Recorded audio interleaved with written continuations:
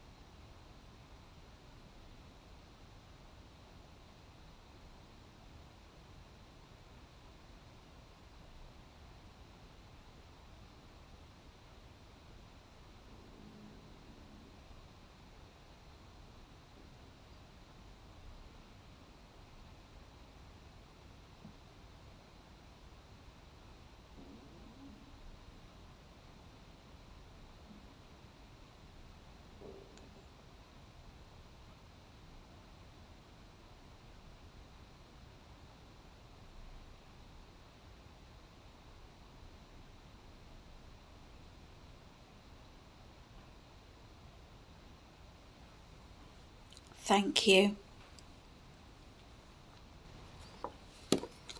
Okay, as I say, I am reading extracts today from chapter 5 in the Government of Eden.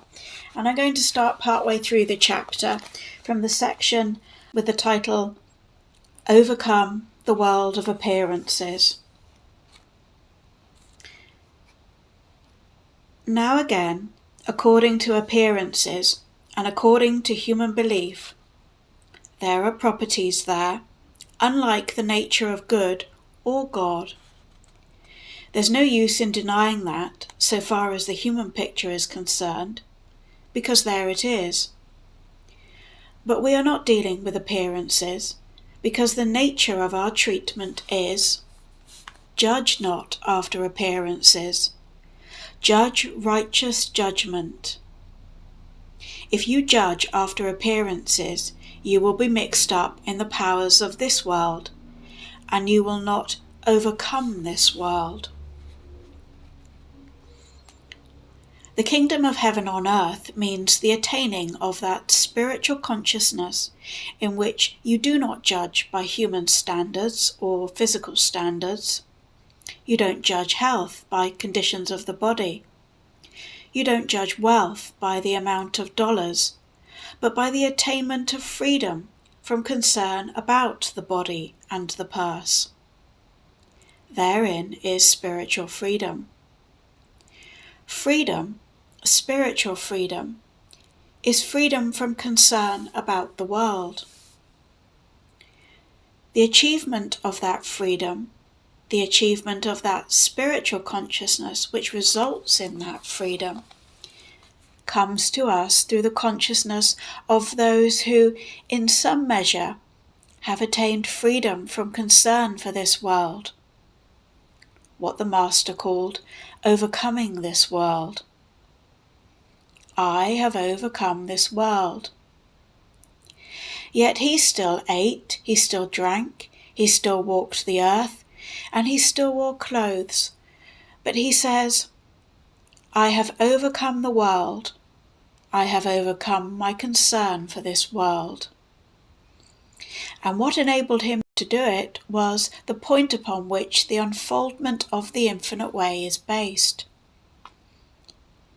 If we judge life from what we behold with our 5 physical senses, we are hypnotized to the world of appearances, and we are thereby in bondage to person, place, and thing.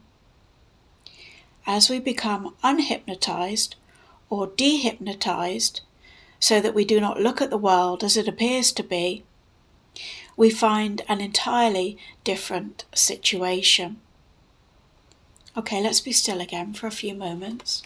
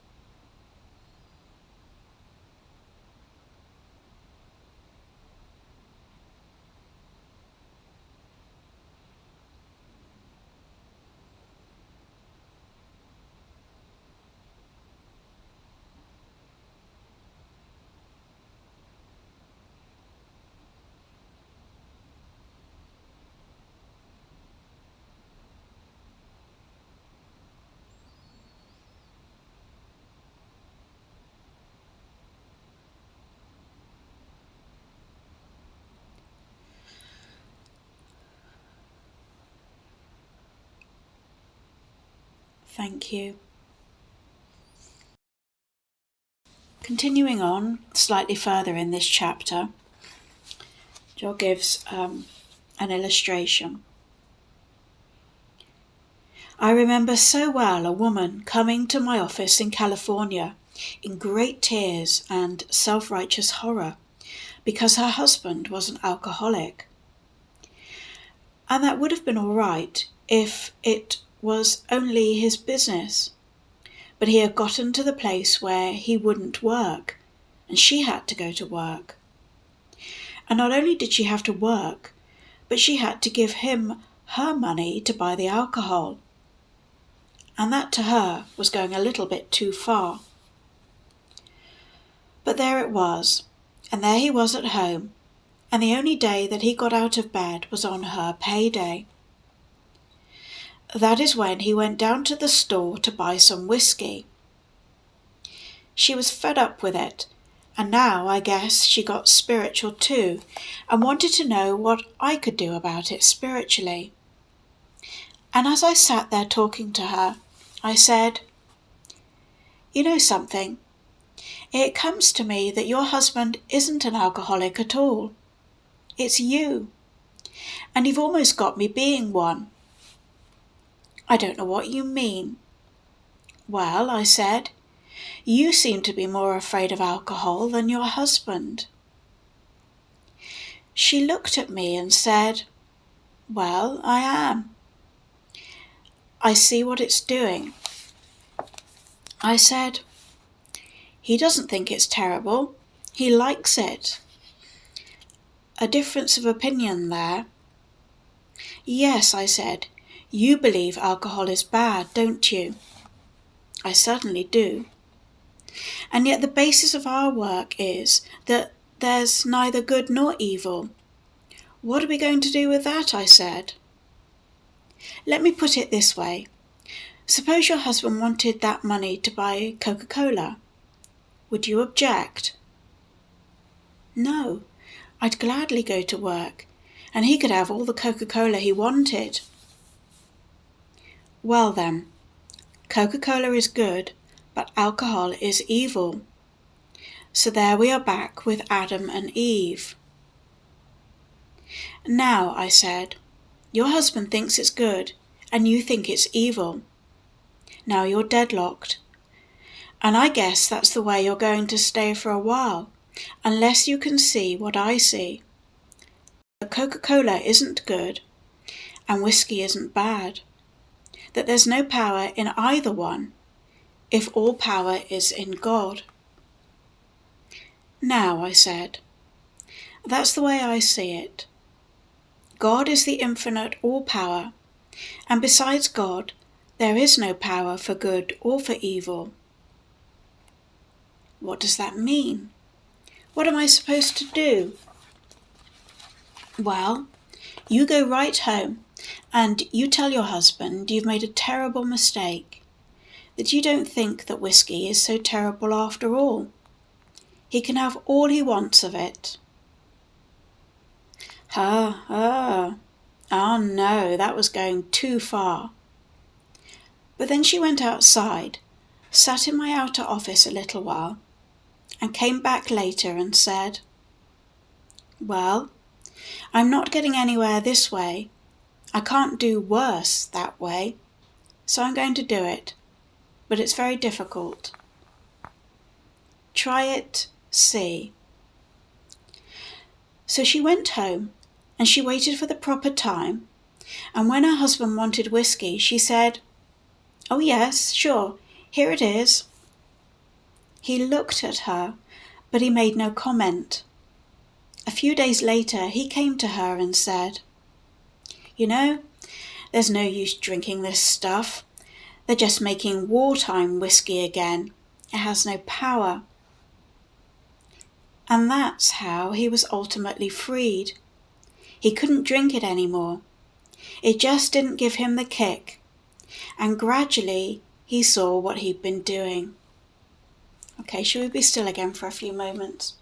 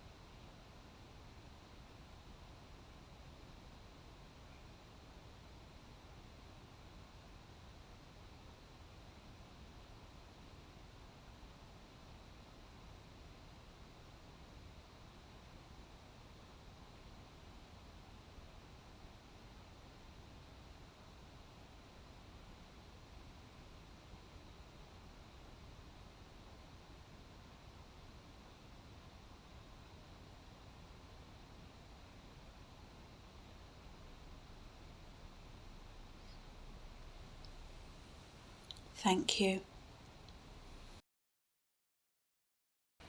I'm going to conclude our readings today with the very end of the section that I've just been reading to you, because it includes one of the wisdoms of the infinite way, which I'd like us to contemplate in our final meditation. I'll read the paragraph now and you'll see what I mean. So Joel continues, "Now that's an extreme case, but it happened. It bears out the principle that I'm trying to bring to you, which has evolved in the infinite way.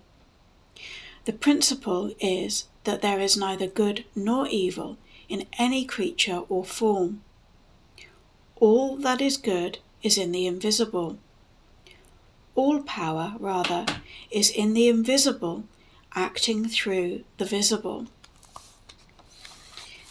And then the wisdom that he quotes is, "When living out from the center of being, you are untouched by the thoughts, opinions, laws, and theories of the world. Nothing acts upon you because you do not react to the world of appearances." I'll read that wisdom again and perhaps we can take it into our final meditation. When living out from the center of being, you are untouched by the thoughts, opinions, laws, and theories of the world. Nothing acts upon you because you do not react to the world of appearances. So I invite you to join me now in resting in the center of our being, which of course isn't just the center of our own being, it's the omnipresent center of all being. And at the end of the meditation, I'll say thank you and we'll leave this gathering in silence. Let's be still.